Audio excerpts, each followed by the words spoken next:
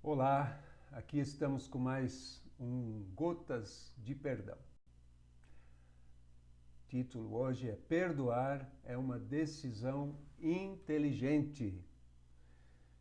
Perdoar, basicamente, é abrir mão do direito de justiça. E nós temos dificuldades em aceitar esse princípio. Não achamos justo que a pessoa que nos feriu fique impune. Por isso, temos que ir mais fundo, raciocinar, considerar o que ganhamos e o que perdemos ao assumir uma injustiça e perdoar, ou então buscar a justiça a qualquer custo. O sistema judiciário procura estabelecer a justiça em relação aos crimes, cometidos pelas pessoas. E tem que ser assim mesmo, este é o papel da justiça. Mas para que as pessoas fiquem bem, as vítimas, no caso, é necessário perdoar. Não basta o assassino, o estuprador, o estelionatário ser condenado, que pague indenizações, mas para que as vítimas fiquem bem, elas têm que entender o perdão e liberar o perdão ao agressor. Caso contrário, irão sofrer as consequências da amargura em seus corações. Como alguém disse muito bem, a única coisa mais difícil do que perdoar é a alternativa, ou seja, não perdoar. Aí vai ficar curtindo aquela amargura, aquela coisa toda que traz muito mais prejuízo. A falta de perdão provoca enfermidades na alma, no corpo e traz consequências sérias na vida espiritual. E nós precisamos lembrar disso com temor diante de Deus, é coisa muito séria. A falta de perdão também pode causar conflitos muito maiores do que os nossos corriqueiros, no nosso dia a dia, nas nossas casas, como nós podemos observar na história da humanidade. Na apresentação do livro Perdão Total, de Kendall, o professor Okumo, do Quênia, que foi um dos mediadores da transição do apartheid para a democracia na África do Sul, ele fez a introdução desse livro, a apresentação, aliás, e ele fala o seguinte: Kendall nos ensina através deste livro que o ressentimento, ainda que justificado, apenas consome nossas almas sem nada conquistar. Devemos, portanto, aprender a perdoar, mesmo que não esqueçamos o que houve. Nelson Mandela talvez seja o melhor exemplo do século XX de um homem que nos ensinou a perdoar.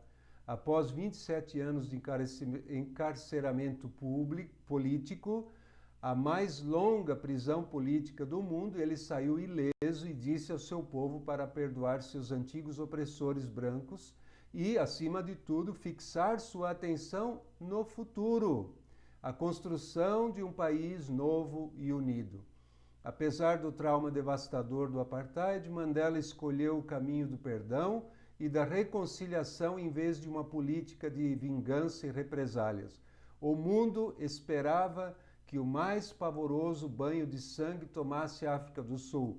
Isso não aconteceu. Os sul-africanos conseguiram realizar uma transição extraordinária e razoavelmente pacífica do horror da repressão à estabilidade relativa de um funcionamento político democrático não racial. Foi um fenômeno que o mundo não pôde ignorar como insignificante. E aí ele termina dizendo, esse professor, sou grato a Deus que me permitiu desempenhar um papel nesse processo de reconciliação e perdão, que viu a realização de eleições pacíficas e democráticas em abril de 1994 e a prevenção de uma grande guerra étnica e racial. Mandela foi inteligente, ele fez uma escolha inteligente, uma decisão inteligente, foi o melhor caminho para a vida dele e para o seu país. Ele jamais será esquecido. a forma como ele agiu ali e a essência da sua atitude foi o perdão e a reconciliação. No final também deste livro, o autor também menciona estudos realizados no Reino Unido com uma entidade secular, não é nem cristã, mas eles estudaram essa questão do perdão, a importância e tudo, e dentre as conclusões, né, eles citam que nutrir rancor leva a doenças que vão de resfriado comuns a problemas cardíacos. E eles observaram também que há uma forte ligação, preste atenção, uma forte ligação entre as nossas emoções e o nosso sistema imunológico. Atenção aí, né? Estamos aí no meio dessa pandemia.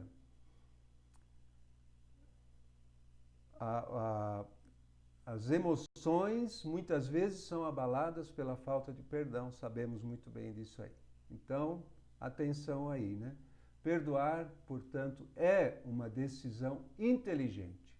E para a gente tomar realmente uma decisão inteligente, nós temos que ponderar e procurar entender bem o que está envolvido naquela decisão. Por isso, é importante saber o que perdão é e o que não é. Vamos começar com o que não é. Então, perdão não é a aprovação daquilo que nos fizeram. Perdoar não significa que você aprove aquilo que fizeram de mal para você. Deus também não faz isso. Ele perdoa, mas não aprova. Não é também desculpar, não é acobertar. Moisés não acobertou, não desculpou o povo diante de Deus, mas ele pediu perdão a Deus pelos pecados do povo no deserto. Está em Números 4. Não justificar também aquilo de errado que as pessoas fizeram conosco. Isso não é perdoar. Perdoar não é isso. Não tem como justificar o mal. Deus nunca justificou o mal. Perdoar não é fazer o errado parecer certo. Não é isentar a pessoa também de pagar na justiça. Quer dizer, não pedimos que o criminoso fique isento de punição. Ele precisa pagar sua dívida com a sociedade e garantir que essa sociedade não viverá com medo dele. Nós podemos perdoar apenas a dor e o prejuízo que nos causou. Por exemplo, uma mulher que foi estuprada, ela precisa, para ficar livre e em paz, ela vai ter que perdoar, mas ela tem que denunciar e, se for o caso, testemunhar perante a justiça sobre aquilo que a pessoa fez, independentemente do que ele sofrerá condenação ou não. Então, não significa isentar a pessoa de pagar na justiça. Né? Isso não é perdoar. Também não é negar o que fizeram. Algumas pessoas, às vezes, tentam fazer isso,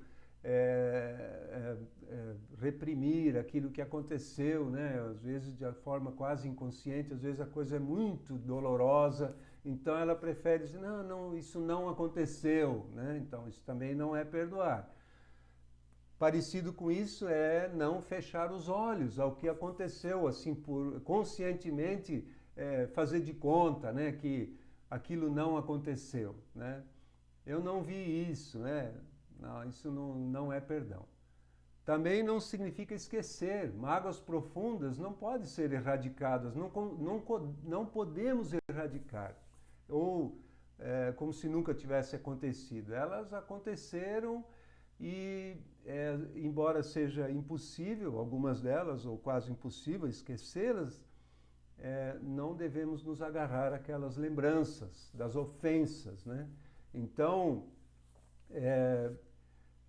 não é, por outro lado, perdoar também não é amnésia, né? Coisas pequenas, às vezes, né, são esquecidas, né? Mas porque não deixam, às vezes, muitas marcas. Mas é mais ou menos como Deus faz, né? Ele diz, eu vou esquecer, né? Eu perdoarei sua maldade, nunca mais lembrarei dos seus pecados, Hebreus 8:12 fala. Mas é no sentido de não pegar aquilo e jogar contra nós, usar contra nós, né?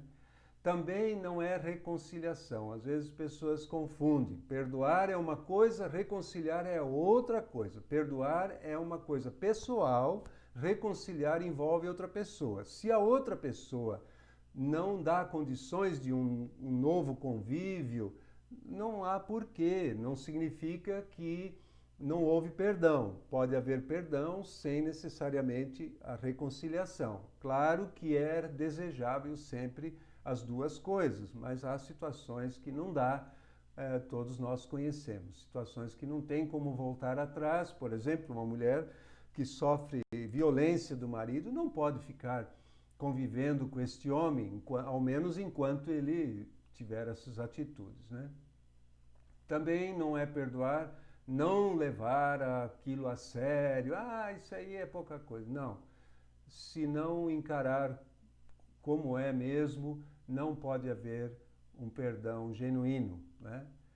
Então, às vezes as pessoas que minimizam, né, relativizam, elas aparentemente não ficam remoendo ali, mas elas podem ficar guardando aquilo como uma carta na manga e em algum momento pode usar contra a pessoa, né? Então são essas coisinhas que estão explicando aí para nós, né, esses tópicos que eu mencionei, que isto não é perdão. Então, o que é um perdão verdadeiro, completo, total? É estar ciente, bem claro daquilo que foi feito, da gravidade, da extensão, olhar isso de frente e dizer: eu perdoo, está livre, liberado, não deve mais nada. Isto é perdão. Também recusar-se a punir, né? Isto é a essência desse poder total, poder completo, perdão total, perdão completo, né? Então o agressor não terá que me pagar pelo que ele fez. Então ele não me deve nada. Então posso dizer isso de coração aberto, não me deve nada. Então isto é o perdão. É unilateral, pessoal, é o interior e não depende da reação da outra pessoa.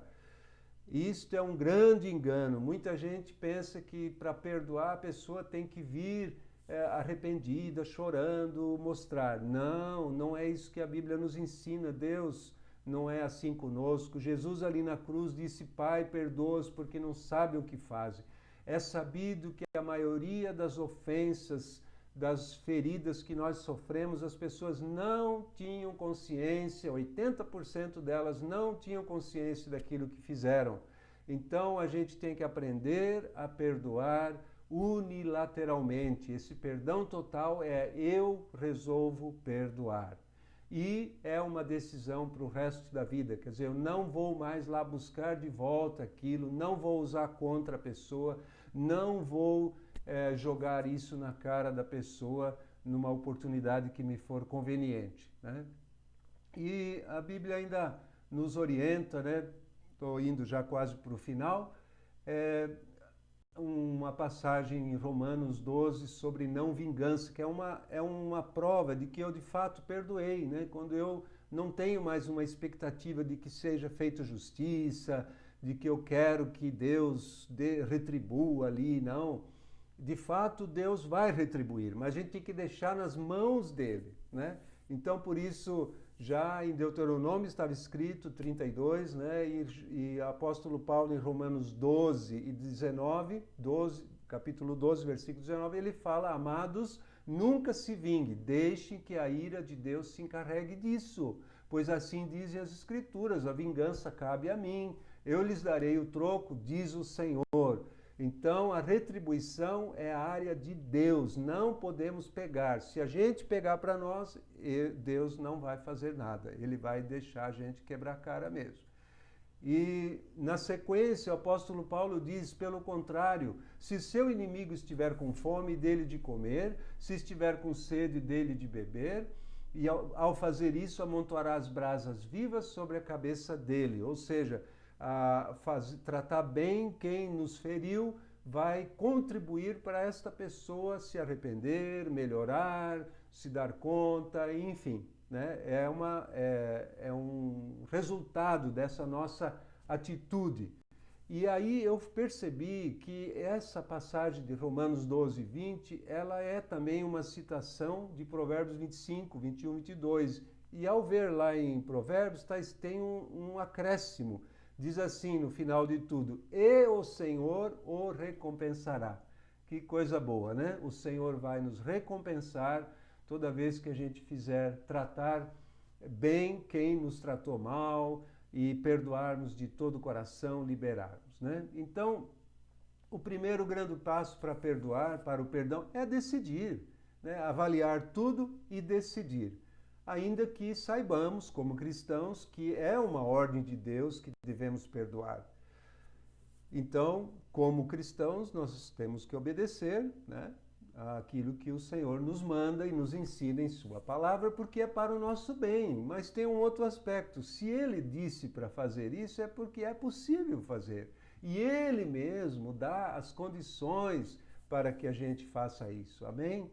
Então, peça a Deus que lhe ajude nesse processo, que revele detalhes que possam ajudar a entender bem a situação e tomar então essa decisão inteligente de perdoar. Mas, acima de tudo, peça a Deus que lhe revele mais de Cristo, porque em Cristo estão todos os tesouros da sabedoria e do conhecimento, ou seja, nós temos todos os recursos. A Bíblia também fala que nós temos a mente de Cristo. Então nós podemos entender a fundo, compreender a outra pessoa, ver que ela é uma pessoa como nós, frágil, sujeita a pecados também. Nós também precisamos de perdão lá atrás. Enfim, uma série de considerações que o Espírito de Deus, a mente de Cristo, vai nos dar e nos capacitar a fazer. Filipenses 4,13, uma passagem muito conhecida, né? Posso todas as coisas por meio de Cristo que me dá forças. Aleluia, que bom, né? Que gostoso saber disso, que em Cristo eu posso realmente perdoar todas as pessoas e todas as ofensas. Glória a Deus por isso. E em Efésios 3,20, uma passagem muito linda também, reforça isso, diz assim: toda a glória seja a Deus, que por seu grandioso poder, que atua em nós, é capaz de realizar infinitamente mais do que poderíamos pedir ou imaginar. Amém? Deus te abençoe, te dê graça para você ficar livre de todos esses embaraços, amarguras e faltas de perdão, e você seja um perdoador rápido e fique livre logo para frutificar, para honrar, para glorificar a Deus através da sua vida. Deus te abençoe.